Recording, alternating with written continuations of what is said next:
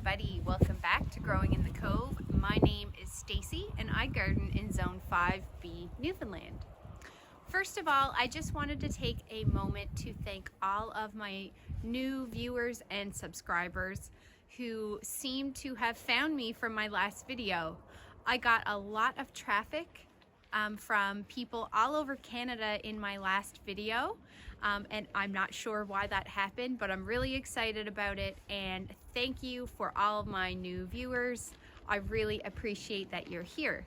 Hopefully I can continue to make garden content throughout the season that you'll enjoy.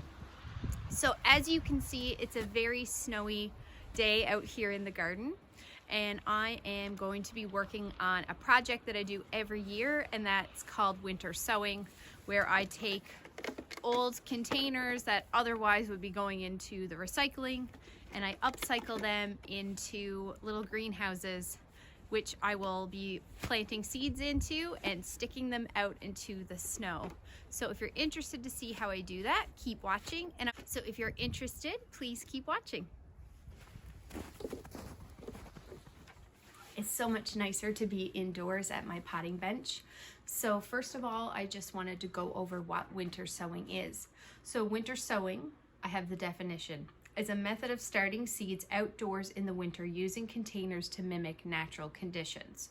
It's a cost-effective way to grow plants that require cold stratification, which is a period of cold exposure to break their dormancy.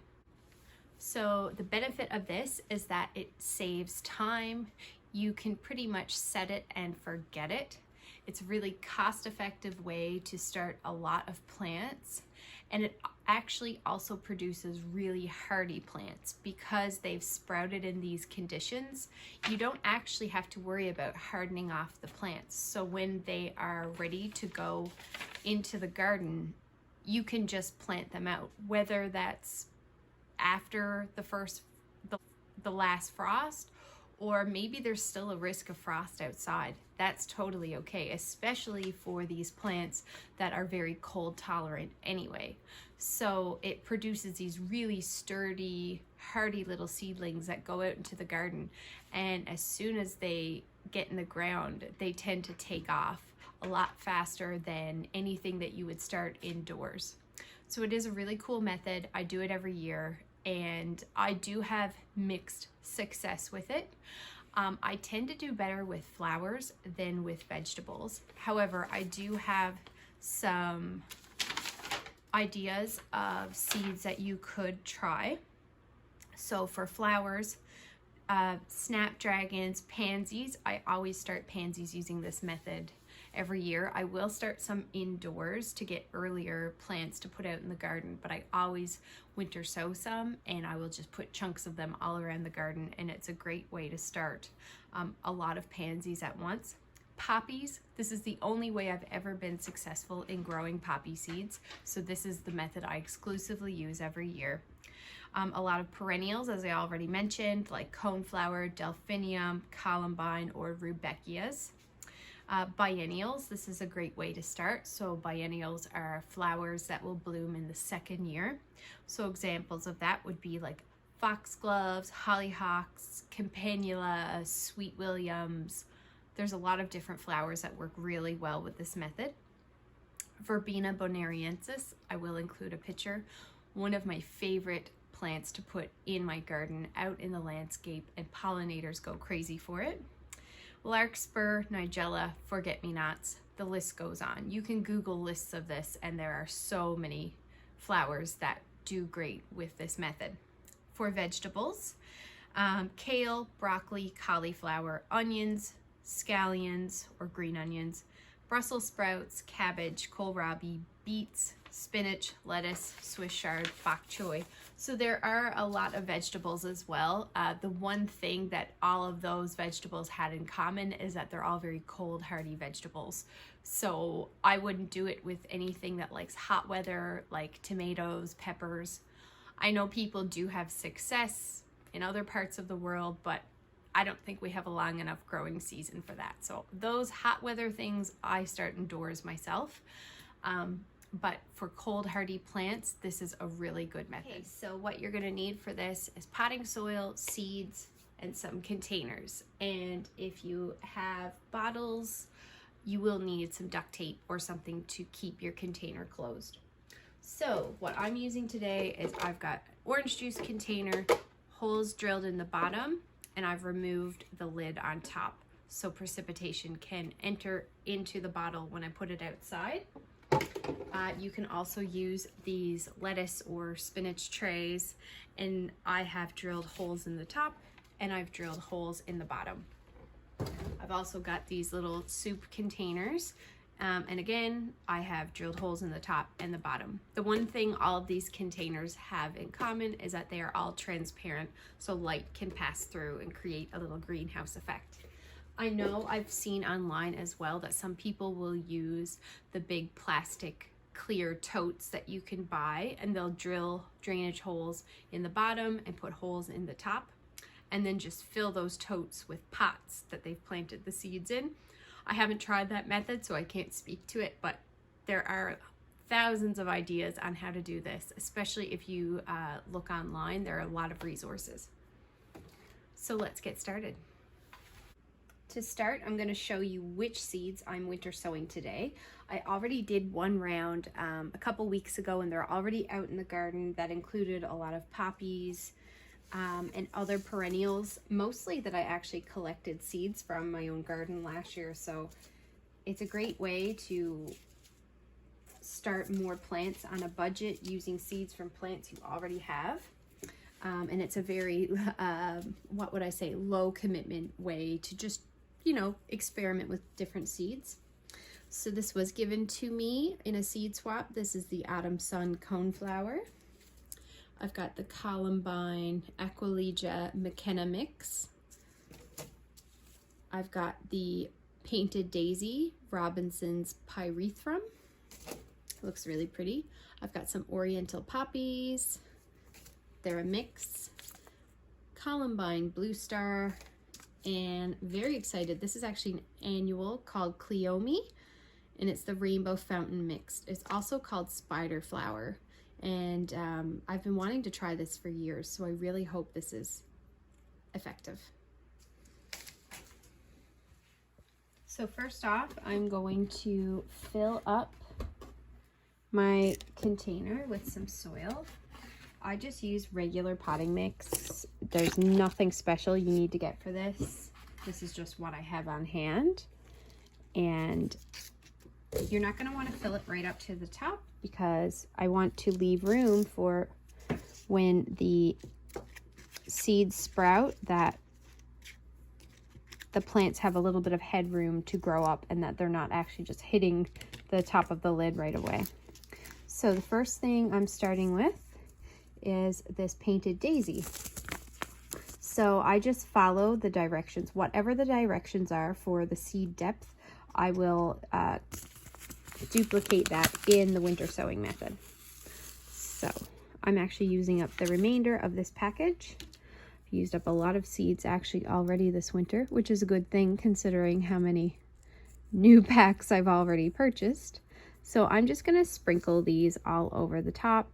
I really don't pay attention to how far apart to space things, and if they all germinate, am I going to have my hands full trying to separate some of these things? Yes, but I'll worry about that when the time comes. So I have sprinkled in my seeds,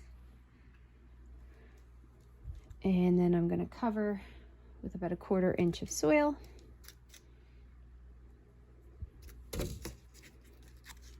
And tamp down.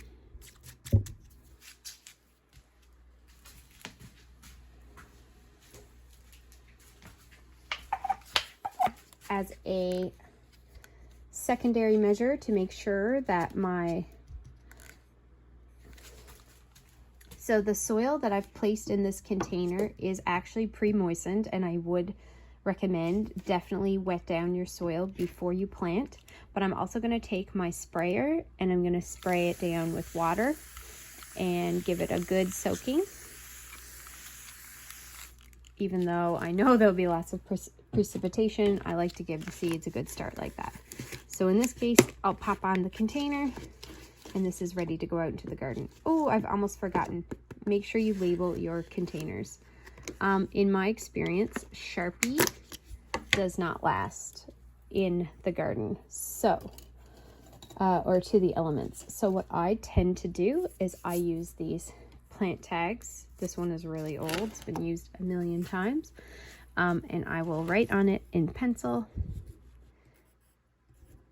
and then for whatever reason the rain and snow doesn't wash away the pencil. So, and then I can just erase it and reuse them again. It's a great way to keep reusing the same markers. So I'll stick that in there, pop on the top. And that is my first container. That's all there is to it. I mean, anyone can do this. Next up, I'm using the orange juice container. Remember to put at least a couple of inches of soil, because if you have too thin of a layer, the soil is going to dry out and your plants probably won't do very well, if they even sprout at all. So I'm using up the remainder of this package. It says to plant 1/4 inch deep. And I'm just going to sprinkle these. I can't even see these seeds, they're so tiny and they're black, so I'm just kind of winging it here. Hopefully they're not all in one clump. Okay, and then we'll cover with a small layer of soil, or thin layer I should say, and I'll tamp down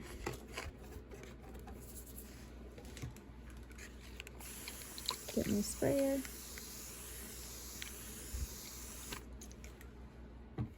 And I am popping in my label.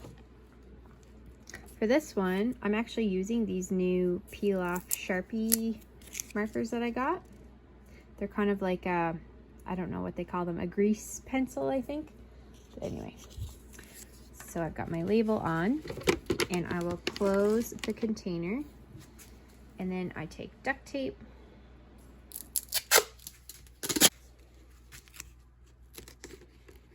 and go all the way around, just to keep the container closed, like so.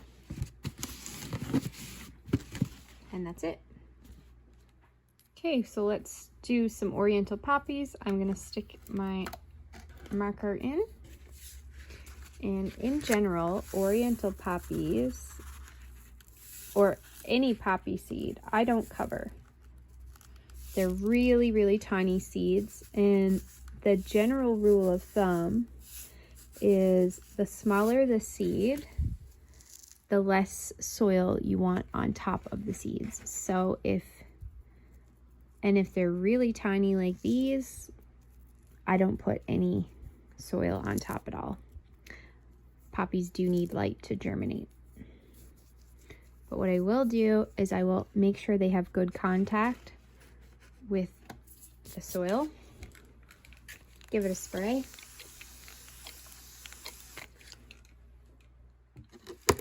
And I'm putting duct tape around the bottle. There we go, donezo. And make sure that if you're using a bottle, to take the top off of the bottle, because that's how the rainwater will get in there.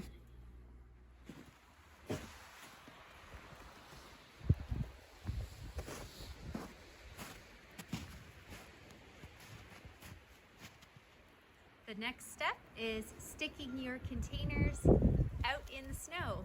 I like to put them in a place where they're not going to blow away. So I actually like to use my raised beds as a place to kind of anchor my containers, and I keep them all in one grouping so I can keep an eye on them.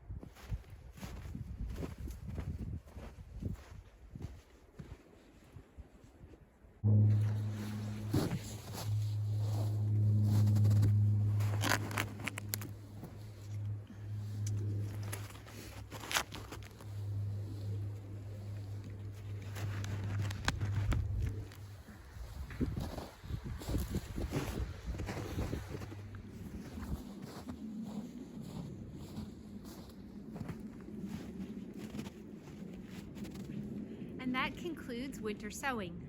The only thing to do now is to sit back and wait. When the weather warms up, I will check them and make sure that they stay moist. But other than that, they're gonna do the work all on their own. So I hope you enjoyed this video. If you have any questions on the winter sowing method, please let me know and I'll do my best to answer them. And thank you so much for watching my video. Please hit the like button, subscribe to my channel if you'd like to be notified when I make new content. And again, thank you for watching. Until next time, bye.